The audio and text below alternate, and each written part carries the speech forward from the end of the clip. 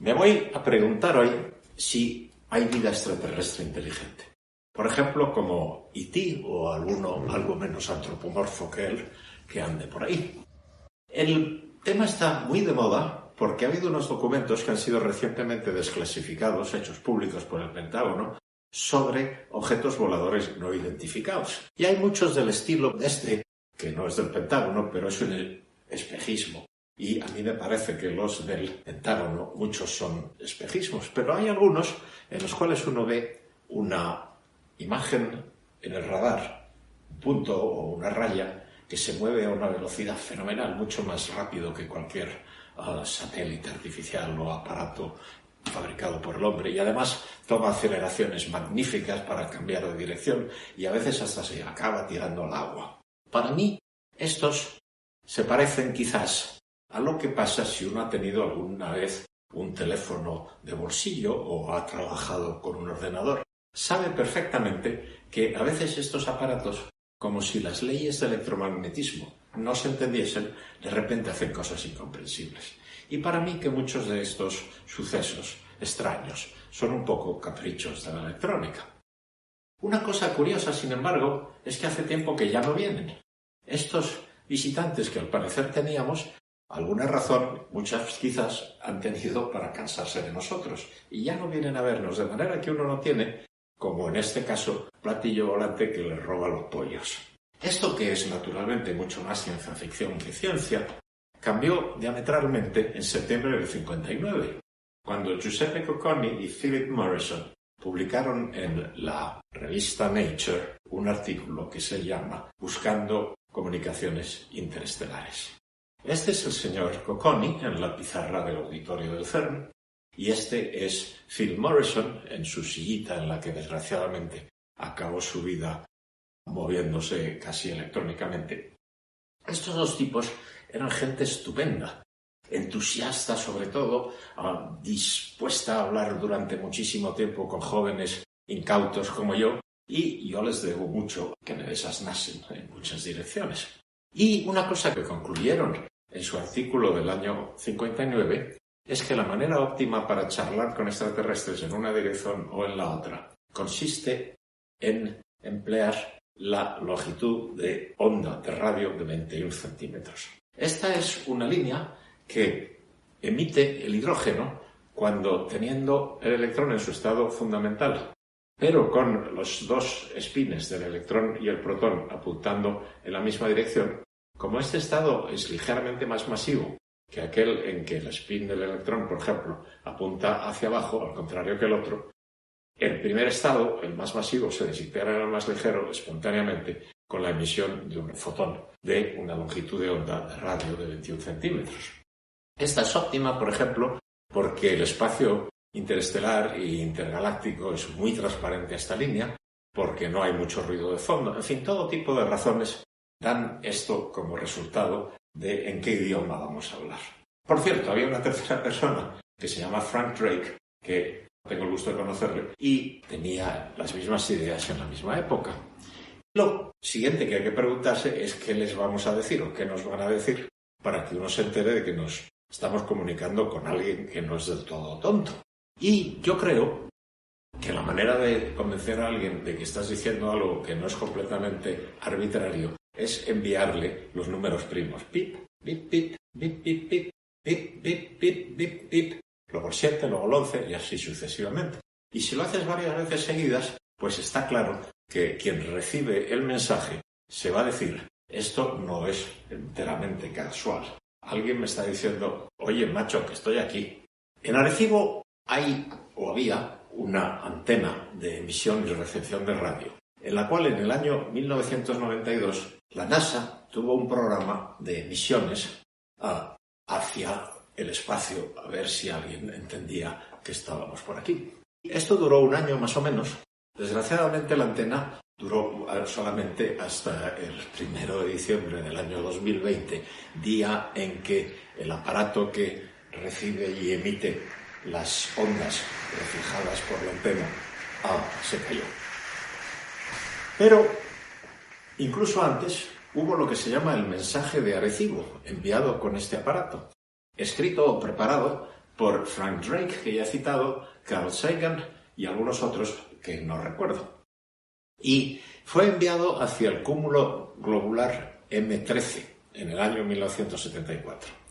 El cúmulo, este conjunto de estrellas, se ha movido lo suficiente para que cuando le llegue la señal que enviaron en el 74 ya no apunta al centro del cúmulo donde hay más estrellas, sino un poquito de lado. Pero bueno, ¿qué le vamos a hacer? El mensaje que enviaron era este. Más claro el agua, ¿no? Esto está facilísimo de entender. Cualquier persona medianamente inteligente, extraterrestre o no, es capaz de decirte en 5 minutos qué es lo que aquí pone. Este es el mensaje que les enviamos. A partir de un cierto momento, hacia la derecha, se lee de izquierda a derecha, el mensaje empieza a ser un poco más claro porque es pictórico. Hay una especie de monigote que quizás sea Carl Sagan y después hay un dibujo de la antena y cómo su reflector envía las ondas en una dirección determinada.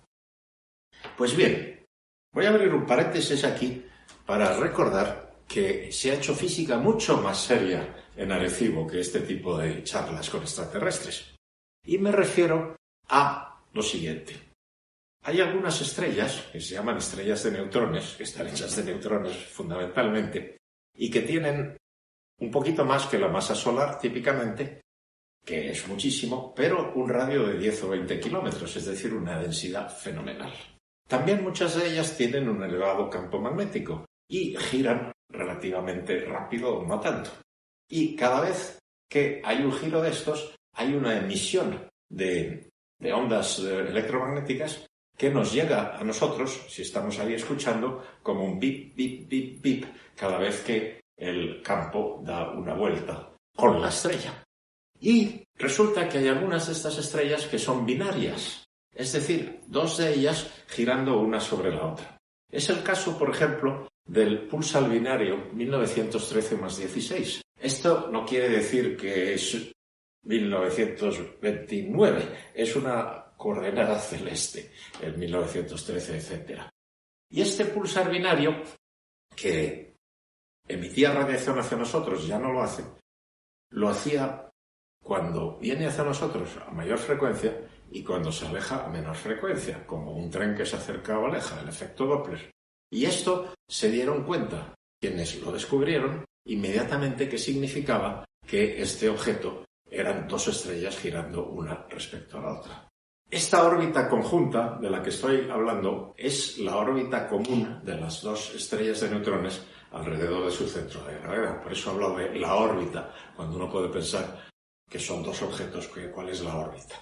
Y resulta que pudieron estudiar con tantísimo detalle las propiedades de esta órbita que fueron capaces de predecir, a partir de las medidas, por ejemplo, del periodo, de la excentricidad de la órbita, este tipo de cosas, fueron capaces de predecir cuánto la órbita iba perdiendo energía por emisión de ondas gravitatorias. Tengo cuidado de decir gravitatorias porque en castellano se dice gravitatorias y uno cae en el anglicismo frecuente de decir gravitacionales, o es al revés. Álvaro, tanto gravitacional como gravitatorio están admitidos por la RAE.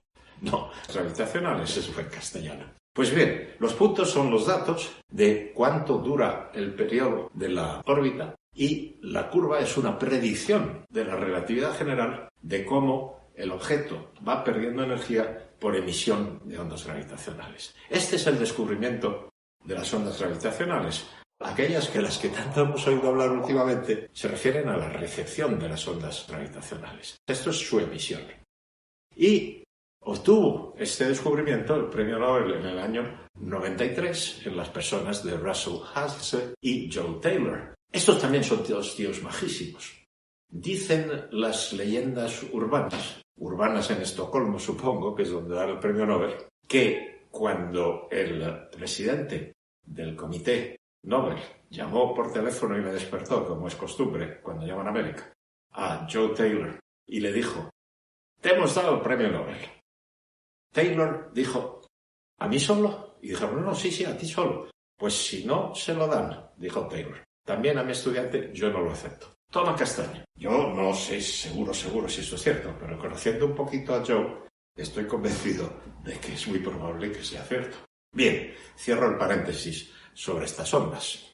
Bien, este señor que aparece aquí, ya he hablado de él, es Frank Drake, que en el año 1961 publicó una fórmula que se hizo famosísima intentando calcular la probabilidad de vida inteligente en la galaxia. Inteligente hasta el punto de que estén intentando enviarnos señales por métodos electromagnéticos, por ejemplo, 21 centímetros de radio. Y esta fórmula es la siguiente. N es el número de esos conjuntos de extraterrestres que tratan de charlar con nosotros y es el producto de muchos factores. El primero de estos factores es la cadencia de formación de estrellas en nuestra galaxia, o en términos más modernos y comprensibles, es el número de estrellas que podemos ver y, empleando un anglicismo, monitorear. FPL es la fracción de dichas estrellas que tienen planetas y NE es la fracción de dichos planetas que son habitables, es decir, aquellos que tienen temperaturas semejantes a las de la Tierra. Eso es lo que nosotros llamamos habitables. A lo mejor hay otras cosas también habitables. Pero tengo que abrir aquí un paréntesis porque ha habido en este tema muchísimo progreso en los años recientes. En octubre de 1995, Michel Mayor y Didier Queloz anunciaron la detección de un exoplaneta, es decir, un planeta exterior al sistema solar, orbitando la estrella 51 Pegasi. Esto es la primera detección convincente. Y obtuvieron por ello el premio Nobel en el 2019. Estos dos señores trabajan en la Universidad de Ginebra, que está muy cerquita de donde yo he trabajado muchos años, en el CERN.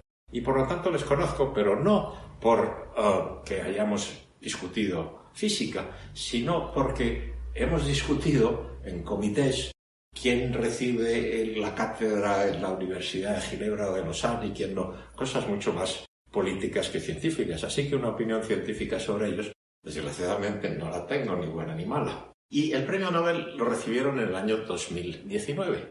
Y la peculiaridad de aquel año, siempre hay alguna, porque estos tíos de Estocolmo son muy raros, la peculiaridad de aquel año es que le dieron la mitad del Nobel de este año a otro individuo por algo casi completamente distinto. Ese otro individuo es Jim Peebles, que es un cosmólogo de Princeton, un tipo tímido y tal, pero muy majo, que fue uno de los que inventaron varios de los ingredientes que hoy en día forman parte del modelo estándar del universo.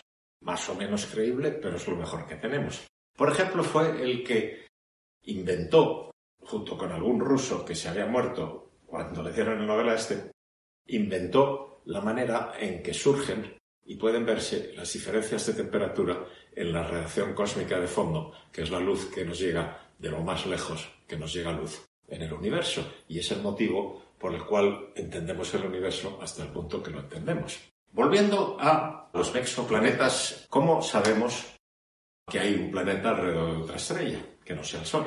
Hay dos maneras. Una es la fotometría de tránsito, que es evidente cuando el planeta pasa por delante de la estrella, pues disminuye un poco la luz. Y luego cuando vuelve a pasar, disminuye un poco la luz de exactamente la misma manera. Y el otro método es la espectroscopía Doppler, que es lo mismo que he dicho en el caso de la órbita común de las dos estrellas de neutrones. Y es que cuando el planeta está delante de la estrella, la atrae hacia ti, y entonces la estrella emite sus líneas características atómicas a una frecuencia superior. Mientras que cuando está detrás el planeta, la estrella se aleja un poco más de ti, atraída hacia el planeta, y las líneas que emite son de una frecuencia un poco inferior, un poco más roja. Y en julio de 2021, hace 4 días, por así decirlo, había casi 5.000 exoplanetas confirmados. Y había, además, 700 y pico, casi 800 sistemas planetarios. Es decir, casos en los cuales una estrella tiene varios planetas. E incluso casos en que un planeta o varios tienen más de una estrella y giran alrededor de una estrella. ¡Qué bonito debe ser eso! Los amaneceres repetidos. Y hay que saber a qué hora es el siguiente. Bien, pues 1 de cada 5 soles, que así han sido descubiertos, tienen una Tierra en la zona habitable. Y en nuestra galaxia hay 2 × 10⁻11 estrellas como estas de las que estoy hablando, que como el Sol pertenecen a lo que se llama la secuencia principal. Y se concluye de lo que acabo de decir que hay 10 a la 10 soles con tierras en la Vía Láctea. Si además añadimos estrellas enanas rojas, que no son las anteriormente discutidas y que también pueden tener planetas habitables, habría unos 40.000 millones de soles con más planetas como el nuestro. Todo ello en nuestra galaxia, es decir, aquí cerca, una cantidad enorme de posibilidades. Esto, claro, pondría bien contentos a Frank Drake y a los usuarios de la fórmula del señor Frank Drake. El primero de ellos, que yo sepa, fue Giordano Bruno, que en 1600 dijo: «Così io ho parlato di infiniti mondi particolari simili alla Terra». Esto, claro, es muy fácil de traducir. Así he hablado yo de infinitos mundos particulares semejantes a la Tierra. Particular en este sentido, creo yo, quiere decir concreto. Y el señor Bruno fue quemado vivo por la Santa Inquisición por defender la existencia de objetos celestes que no fuesen los que entonces se veían. Sigue siendo peligroso estar en desacuerdo con las autoridades, pero en muchos sitios ya no tanto. Pero, hay otro pero, y es el siguiente. Sigamos con la lista de factores. El siguiente factor es la fracción de planetas habitables en los que florece y se desarrolla la vida. El siguiente factor es la fracción de esa vida que llega a ser inteligente. Mucho. La siguiente es la fracción que, además de ser inteligente, o a pesar de ello, nos manda señales. Y t es el tiempo medio en que nos envían estas señales. Y con esto uno se calcula un número n. Desgraciadamente, sobre los últimos 4 factores no tenemos ni la más vaga idea de cuáles son los números que hay que poner. Pero lo que sí hay, como hemos visto, es un número gigantesco de tierras en la galaxia. No digamos si exagero y me voy al universo entero. 10 a la 11 veces más o 10 a la 12 veces más todavía posibilidades. Y este número gigantesco, multiplicado por una probabilidad que probablemente es mínima de desarrollo de vida inteligente, puede quizás dar 1 como resultado. Es decir, las muchas estrellas, la poca probabilidad, resultan en que en el universo o en la galaxia haya solo un planeta con vida inteligente que resulta que somos nosotros. Claro, esto es algo que puede creerse, pero no es algo que uno pueda razonar. Y así pues nos quedamos con la duda de si somos únicos o no. Naturalmente, yo creo que no. Otra cosa interesante en el tema de los extraterrestres se llama la paradoja de Fermi. Enrico Fermi ganó el premio Nobel por un motivo probablemente equivocado, pero fue la primera persona que empezó a entender las interacciones débiles, las desintegraciones por emisión de un electrón de determinados núcleos atómicos. Y trabajaba en el laboratorio de Los Álamos durante la última guerra mundial, desarrollando las primeras bombas atómicas americanas. Y como todos los que trabajaban allí, llevaba una placa en el pecho en la cual ponía la información necesaria para saber en qué pasillos tenía derecho a entrar y dónde podía hacer cosas una determinada persona. Esta es la placa de Enrico Fermi, esto es la placa de Edward Teller, esto es la placa de Emil Konopinski. Y cito estas placas porque son las personas que estaban comiendo con Enrico Fermi, había otras también, un día cuando de repente Fermi se queda parado y dice: ¿dónde están? Como habían ya hablado de extraterrestres, supongo, todo el mundo entendió que se refería a los extraterrestres. Y la idea de Fermi es: si los hay, ¿por qué no han venido a vernos? ¿Por qué no nos han llamado por teléfono, por así decirlo? Bien, pues hay muchas razones para que esto sea muy, muy difícil. Por ejemplo, aquí tenemos el espectro visible arriba y el ultravioleta abajo de un planeta cercano que orbita a la estrella Próxima Centauri b. Y los espectros de la estrella, que son los rojos, son suficientemente parecidos a los de la Tierra. Hay un poquito más de infrarrojo y un poquito menos de ultravioleta extremo, pero son espectros con los cuales uno podría muy bien arreglárselas para ir allí de vacaciones y ni quemarse ni pasar demasiado frío. Pero esta estrella y su planeta están a 4,25 años luz de aquí. Y si miramos un objeto cercano al que podemos enviar un trasto a tomarle esta fotografía, que es en este caso Europa, un satélite de Júpiter que dícese puede tener un océano debajo de su superficie con quizás alguna forma de vida, este está a 2100 segundos luz. Y os dejo hacer el cociente de estas dos distancias o estos dos tiempos para ver cuantísimo, mucho más lejos está este planeta que el satélite de Júpiter. Naturalmente, una cosa que se le ocurre a uno, hay muchísimas ideas en este sentido, es ir a ver a esta gente para comprobar si están allí. Y para ello, un método inteligente, por ejemplo, es ir a vela, un poco como los conquistadores de antaño, de manera que en lugar de viento sea la luz solar la que empuja el objeto pequeñito que estamos enviando en determinada dirección a estudiar algo. Naturalmente, si queremos volver con noticias, hay que pararlo allí y luego acelerarlo hasta aquí. Bueno, eso es por ahora completamente imposible. Quizás, curiosamente, el más convincente utópicamente, de los sistemas de ir a un lugar muy lejano en el universo, en el espacio y en el tiempo, es lo que se llama hoy en día un agujero de gusano transitable, que es como lo llamamos ahora porque están de moda, pero tradicionalmente se llamaba un puente de Einstein y Russell. Las ecuaciones de Einstein sobre la estructura del espacio-tiempo y la gravedad son tales que uno puede encontrar soluciones como lo que hay en este dibujito, en la que para ir de un punto a otro por el camino convencional, que sería el que sigue la flecha roja, está muy lejos en el espacio y en el tiempo. Y sin embargo, si está plegado la estructura del universo tal, o si la plegamos así, podemos conectar a través de un agujero de gusano dos puntos que en el espacio y el tiempo estén muy lejos, de manera que uno puede ir a otro sitio y a otro tiempo.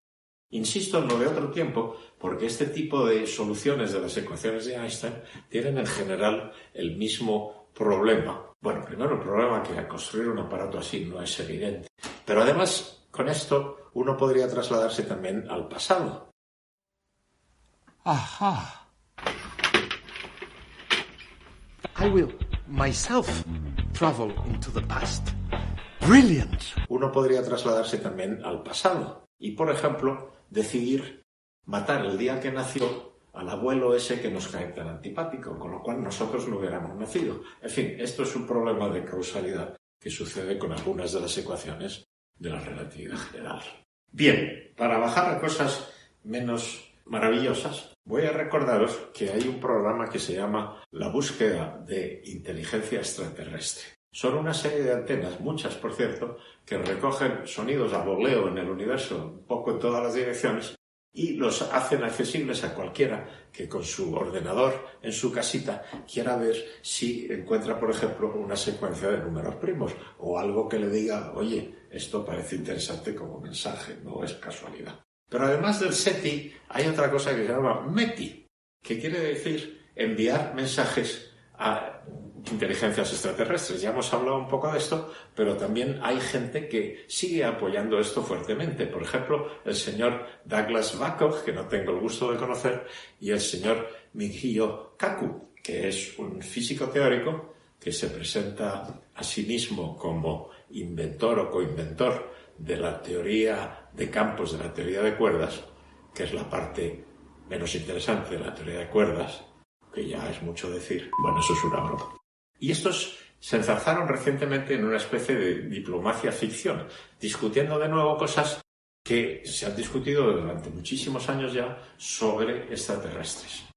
Una cosa en la que existe Kaku, que por cierto es un gran divulgador, es que una cultura superior siempre destruye a la inferior. Por ejemplo, muchos de los europeos que fueron a América se dedicaron a cargarse indios y tratar de imponerles una cultura que no era la suya y que los europeos consideraban superior por algún motivo difícil de convencerse.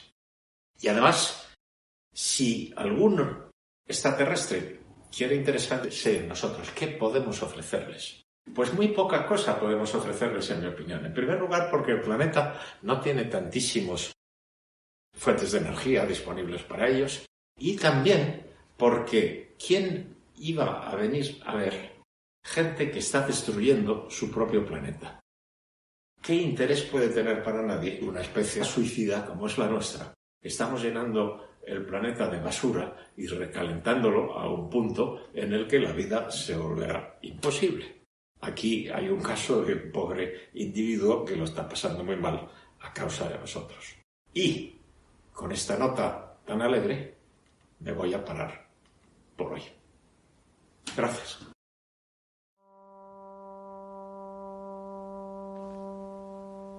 Aha. Alice, can you let me into the control room of the anti-proton accelerator? I'm planning to travel into the past. No problem at all.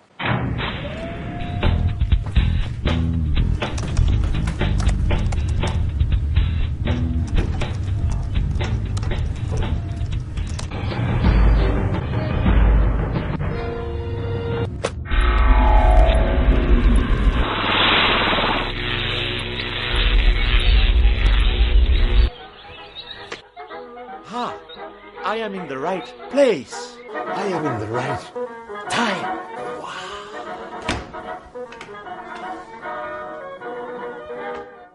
I'm coming from the future, and I'm here to try and help you with your thinking. Absurd. I need no help in thinking. Well, let me try to convince you. What on earth is that? Elementary, dear Albert. Oops, Mr. Einstein, you have company today. Discussing your strange ideas?